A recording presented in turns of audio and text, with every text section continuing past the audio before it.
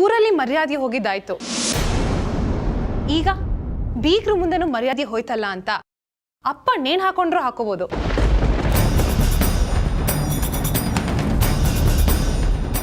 ಅಮ್ಮ ವಿಷ ಕುಡಿಬೋದು. ಇನ್ನು ಹೆತ್ತ ಅಪ್ಪ ಅಮ್ಮನ ಕಳ್ಕೊಂಡು ನಾನು ಬದುಕಿರ್ತೀನ? ನಾನು ಏನಾದರೂ ತಗೊಂಡು ಸತ್ತು ಹೋಗ್ತೀನಿ. ದಯವಿಟ್ಟು ಗಾತಿಯಾಯಿನಿ, ಏನೇನೋ ಹೇಳಿ ಎದುರಿಸ್ಬೇಡ.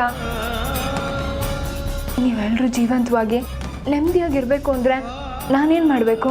ಈ ಮನೆಯಲ್ಲಿ ನೀನು ನಾನು ಹೇಳ್ದಂಗೆ ಕೇಳ್ಕೊಂಡು ಬಿದ್ದಿರಬೇಕು. ನೀನು ಈ ಮನೇಲಿ ರಾಣಿ ಥರ ಇರ್ಬೋದು ಅಂತ ಹೇಳಿದ್ದು ಬೇರೆಯವ್ರ ಬಲವಂತಕ್ಕೆ, ಅಪ್ಪನ ಸಮಾಧಾನಕ್ಕೆ. ಯಾವಾಗಲೂ ಅವ್ರನ್ನ ಒಂದಲ್ಲ ಒಂದು ಆತಂಕದಲ್ಲಿ ಇಟ್ಟಿರೋರು ನಿನಗೆ ಇದೆಲ್ಲ ಹೇಗೆ ಗೊತ್ತಾಗತ್ತೆ ಹೇಳು? ನೀನು ಒಪ್ಕೊಂಡ್ರೆ ಸರಿ, ಇಲ್ಲ ಅಂದರೆ ಒಪ್ಪಿಗೆ ಇದೆ. ಕೈ ಇಟ್ಟು ಭಾಷೆ ಕೊಡು. ಅಪ್ಪನ ಮೇಲೆ ಆಣೆ ಮಾಡು. ಅಪ್ಪನ ಮೇಲ? ಹೌದು.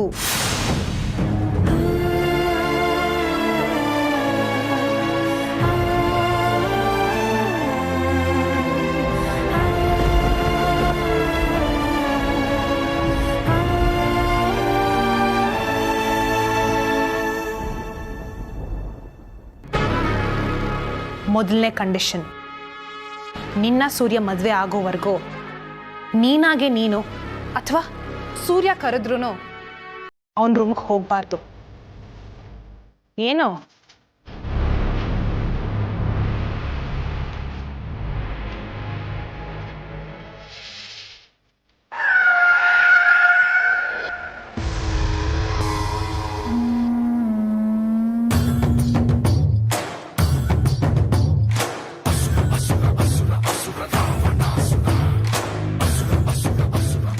ಸೂರ್ಯ ಅವರೇ, ಮಾವ ನೀವೇನು ಇಷ್ಟು ಬೇಗ ಬೀದಿಗೆ ಬಂದ್ಬಿಟ್ಟಿದ್ದೀರಾ?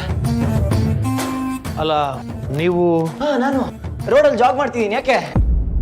ಅಲ್ಲ ನೀವು ಮನೇಲೇ ಇದ್ದೀರಾ? ಮನೇಲೇ ಇದ್ದೀನ ಮಾವ?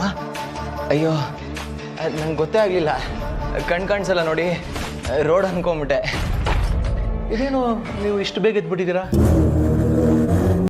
ಯಾಕೋ ನಿದ್ದೆನೇ ಬರಲಿಲ್ಲ ಮಾವ, ಅದಕ್ಕೆ. ಅದು ಸರಿ, ನೀವ್ಯಾಕೆ ಇಷ್ಟು ಬೇಗ ಎದ್ದಿದ್ದೀರಾ? ಹಿರಣ್ಮಯಿಗೋಸ್ಕರ. ಅಂದರೆ ಹಿರಣ್ಮಯಿ ಅವರೆಲ್ಲಿ ಮಾವ? ಬಾಲಾಂಬಿಕೆ ದೇವಸ್ಥಾನದ ಹತ್ರ ಇದ್ದಾಳೆ. ಇಷ್ಟು ಬೆಳಗ್ಗೆನ ಒಂದು ವ್ರತ ಶುರು ಮಾಡಿದ್ದಾಳೆ. ಅದಕ್ಕೋಸ್ಕರ ಒದ್ದೆ ಬಟ್ಟೆನಲ್ಲಿ ಉರುಳು ಸೇವೆ ಮಾಡ್ತಾ ಇದ್ದಾಳೆ. ಯಾವ ಕಾರಣಕ್ಕೆ ಮಾವ ವ್ರತ? ನಿಮಗೆ ಕಣ್ಣು ಬರಲಿ ಅಂತ.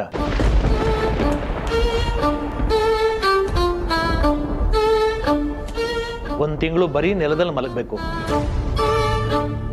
ಸೂರ್ಯೋದಯಕ್ಕೂ ಮೊದಲು ತಣ್ಣೀರಿನ ಸ್ನಾನ ಮಾಡಬೇಕು.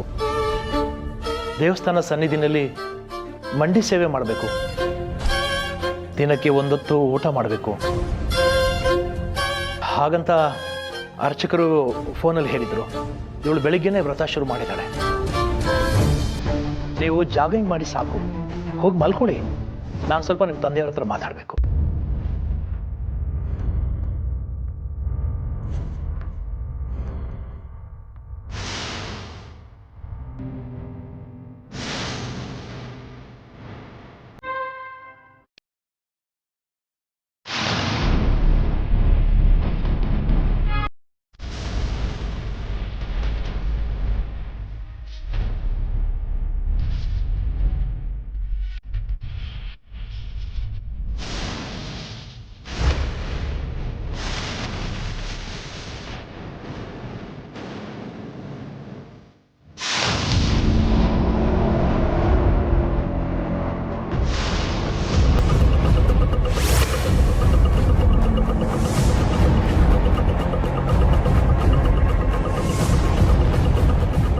ಈ ಮಾತ್ರೆ ತಿಂದವರು ತಿಂದು 1 ಗಂಟೆ ಒಳಗಡೆ ರಕ್ತವಾಂತಿ ಮಾಡ್ಕೊಂಡು ಸತ್ತೋಗ್ತಾರೆ. ಯಾವುದೇ ಕಾರಣಕ್ಕೂ ಉಳಿಯೋ ಚಾನ್ಸ್ ಇಲ್ಲ ತಾನೆ? No chance. ಆ ಹರಿಹರ ಬ್ರಹ್ಮ ಬಂದ್ರೂ ಈ ಮಾತ್ರೆ ತಗೊಂಡವ್ರನ್ನ ಕಾಪಾಡೋಕ್ಕಾಗಲ್ಲ.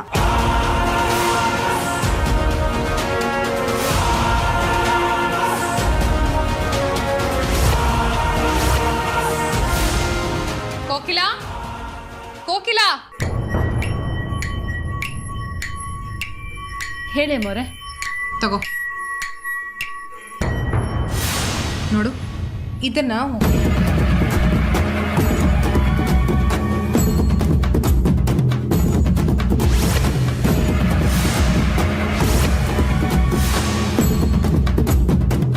ಇನ್ನು ಸ್ವಲ್ಪ ಹೊತ್ತಲ್ಲಿ ನಿನ್ನ ಕೈಲಿರೋ ಮಾತ್ರೆ ಹಿರಣ್ಮಯಿ ಹೊಟ್ಟೆ ಸೇರಬೇಕು. ಸರಿ ಅಮ್ಮೋರೆ. ಒಂದು ನಿಮಿಷ. ಈ ವಿಷಯ ಯಾವುದೇ ಕಾರಣಕ್ಕೂ ಯಾರ ಕಿವಿಗೂ ಬೀಳಬಾರ್ದು. ಖಂಡಿತವಾಗ್ಲೂ ಯಾರ ಕಿವಿಗೂ ಬೀಳಲ್ಲ ಅಮ್ಮೋರೆ.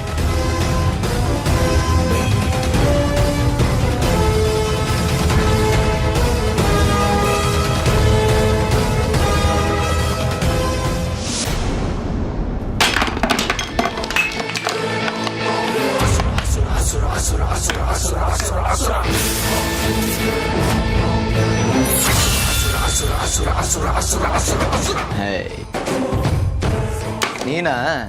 ಯಾಕೆ ಹಿರಣ್ಮಯಿ ಅಂದ್ಕೊಂಡ್ರಾ? ಏನ್ ಕಿಂಡಲ್ಲ? ಅದೃಷ್ಟವಂತರು ನೀವು. ದೇವತೆ ತರ ಇರೋ ಹೆಣ್ಣು ಈಗ ಬಂದು ನಿಮ್ಮ ಮಡ್ಲಲ್ಲಿ ಬೀಳ್ತಾ ಇದ್ದಾಳೆ.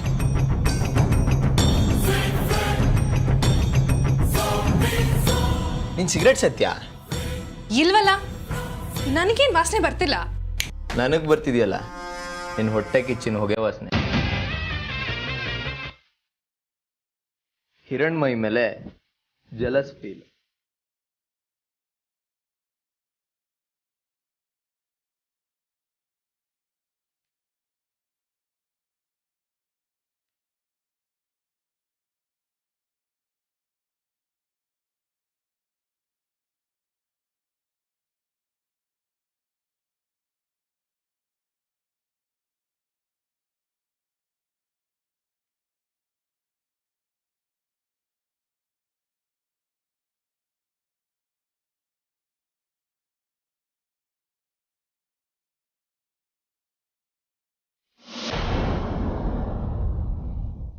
ಯಾಕೆ ಟೆನ್ಷನ್?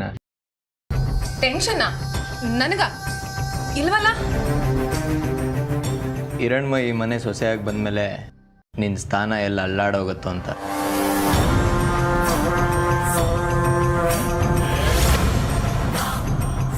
ಇನ್ ಸ್ವಲ್ಪ ಹೊತ್ತಲ್ಲೇ ಅವಳ ಪ್ರಾಣನೇ ಹಾರು ಹೋಗುತ್ತೆ. ಇವನು ನನ್ನ ಸ್ಥಾನ ಅಲ್ಲಾಡೋ ಮಾತಾಡ್ತಾನೆ.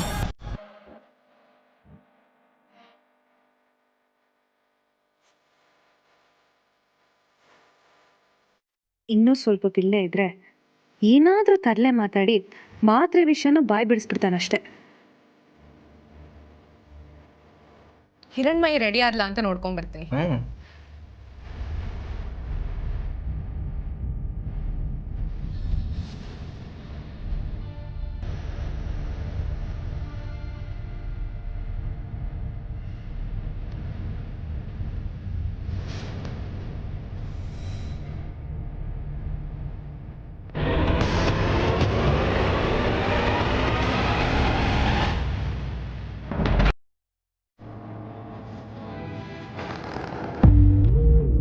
ಯಾರು ನೀನು? ನೀನ್ ಆತ್ಮ ಸಾಕ್ಷಿ. ನೀನ್ ಯಾಕೆ ಕಾಣಿಸ್ಕೋತಾ ಇದೀಯಾ? ನಿನ್ನ ಎಚ್ಚರಿಸೋಕೆ. ಒಂದ್ ಕಡೆ ಹಿರಣ್ಮಯಿ ಮದ್ವೆ ನಡಿಬಾರ್ದು ಅಂತ ಶಿವು ತಲೆ ಕೆಡಿಸ್ತಾರೆ. ಅವ್ರ ಅಮ್ಮ ಬಂದು ಜಗಳ ಮಾಡೋ ತರ ಮಾಡ್ತಾರೆ. ಇನ್ನೊಂದ್ ಕಡೆಗೆ ಈ ಮದ್ವೆ ನಡಿಲೇಬೇಕು ಅಂತ ಸೂರ್ಯನ್ಗೆ ಬ್ಲಾಕ್ ಮೇಲ್ ಮಾಡ್ತಾರೆ. ಆ ಕಡೆ ಹಿರಣ್ಮಯಿನ ಕೊಲ್ಲೋಕೆ ಸಂಚ್ ಮಾಡ್ತಾ ಇದೆಯಾ? ಏನ್ ನಿಜವಾದ ಉದ್ದೇಶ? ಹಿರಣ್ಮಯಿ ಸೂರ್ಯನ ಮದ್ವೆ ಆಗೋದು, ಅವಳು ಈ ಮನೆಗೆ ಬರೋದು ನನಗಿಷ್ಟ ಇಲ್ಲ. ಆದ್ರೆ ಸೂರ್ಯ ಅವಳನ್ನ ಮದ್ವೆ ಆಗದಿದ್ರು ನಿಜವಾದ ಎಲ್ಲ ಕಾರಣನೂ ಅವಳಿಗೆ ಹೇಳ್ತಿದ್ದ. ಮನೆ ಮಗ ಅವನ್ನ ಕ್ಷಮಿಸಿದಷ್ಟು ಸುಲಭವಾಗಿ ನನಗೆ ಕ್ಷಮೆ ಸಿಗ್ತಿರ್ಲಿಲ್ಲ. ಇನ್ನಷ್ಟು ಎಲ್ಲರ ದೃಷ್ಟಿಲಿ ನಾನು ಕೆಳಗೆ ಹೋಗ್ತಾ ಇದ್ದೆ. ಶಿವುಗ್ ಎಲ್ಲ ಸತ್ಯ ಅರ್ಥ ಆಗಿ ಆ ಹಿರಣ್ಮಯಿನ ಮದ್ವೆ ಆಗ್ತಿದ್ದ. ಹಿರಣ್ಮಯಿ ಶಿವು ಎಲ್ಲ ಮರ್ತು ಸುಖವಾಗಿರ್ತಾ ಇದ್ರು. ಅದು ನನಗಿಷ್ಟ ಇಲ್ಲ. ಅದಕ್ಕೆ ಅವಳನ್ನ ಮುಗಿಸ್ಬಿಟ್ರೆ ನನ್ನನ್ನು ರಿಜೆಕ್ಟ್ ಮಾಡಿದ ಶಿವುಗೂ ಸಿಗಲ್ಲ. ನನ್ನ ಸಮಕ್ಕೆ ಈ ಮನೆ ಸೊಸೆಯಾಗೂ ಬರಲ್ಲ. ಈಗ ನಾನೇ ಹಿರಣ್ಮಯಿ ಮನೆಗೆ ಬರಲಿ, ಈ ಮದ್ವೆ ನಡಿಲೇಬೇಕು ಅಂತ ಅಪ್ಪ ಸೂರ್ಯನ ಹತ್ರ ಹೇಳಿರೋದ್ರಿಂದ ಹಿರಣ್ಮಯಿ ಸತ್ ಮೇಲೆ ಯಾರಿಗೂ ನನ್ನ ಮೇಲೆ ಅನುಮಾನನೇ ಬರಲ್ಲ. ಹಿರಣ್ಮಯಿನೂ ಸಾಯ್ಬೇಕು, ಹಾಗೆ ನನಗೂ ಶಿಕ್ಷೆ ಆಗ್ಬಾರ್ದು. ಅದಕ್ಕೆ ಈ ನಾಟಕ ಎಲ್ಲ. ಇದು ನಿನಗೆ ಸರಿ ಅನ್ಸುತ್ತೆ? ಅನಿಸ್ತಿರೋದಕ್ಕೆ ಅಲ್ವಾ ನಾನು ಇದನ್ನೆಲ್ಲ ಮಾಡ್ತಾ ಇರೋದು. ತಪ್ಪು ಮಾಡ್ತಿದ್ಯಾ? ನನ್ನ ಮಟ್ಟಿಗೆ ಇದೇ ಸರಿ. ತಿದ್ದುಕೋ, ಇಲ್ಲ ಅಂದ್ರೆ ಮುಂದೆ ಅನುಭವಿಸ್ತೀಯ. ಸಿದ್ಧ, ಹಿರಣ್ಮಯಿ ಸುಖವಾಗಿರ್ಬಾರ್ದು, ಅದಕ್ಕೋಸ್ಕರ ನಾನು ಎಂತ ಕಷ್ಟ ಅನುಭವಿಸಕ್ಕೂ ಸಿದ್ಧ.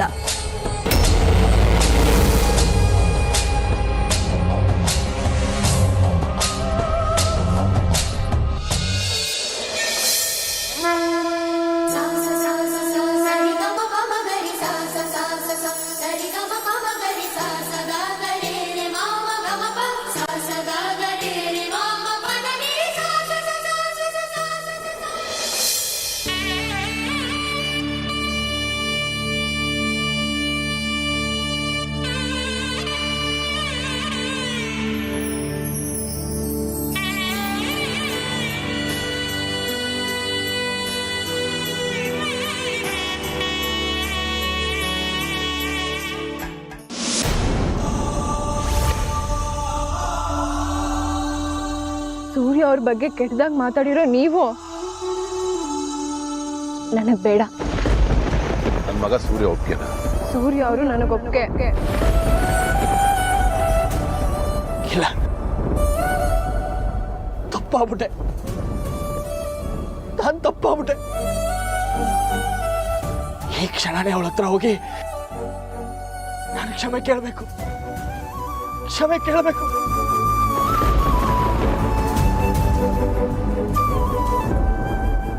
ಬೇಡ, ಎದುರು ಹೋದಾಗ್ಲೆಲ್ಲ ಅಂತರ ಅಪಾರ್ಥಗಳೇ ಸೃಷ್ಟಿಯಾಗಿದೆ.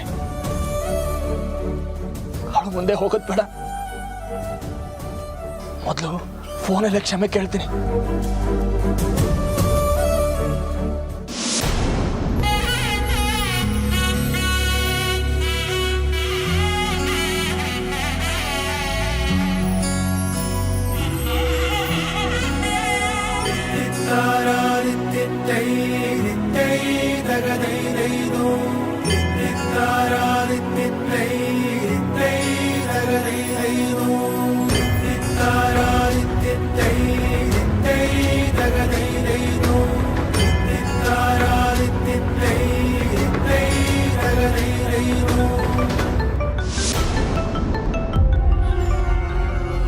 ಅಬ್ಬಬ್ಬಾ, ಎಂತ ಅಮರ ಪ್ರೇಮಿ ಇರ್ಬೇಕು ಇವನು. ಹಿರಣ್ಮಯಿ ಅಷ್ಟೆಲ್ಲ ಅವಮಾನ ಮಾಡಿ ಕಳ್ಸಿದಾಳೆ. ಇವನ್ ಮುಂದೆನೆ ಆ ಸೂರ್ಯನ ಕಟ್ಕೋತೀನಿ ಅಂತ ಬೇರೆ ಹೇಳಿದಾಳೆ. ಆದ್ರೂ ಈ ಮಾವ ಅವಳ ಬೆನ್ನನ್ನೇ ಬಿಡ್ತಿಲ್ವಲ್ಲ.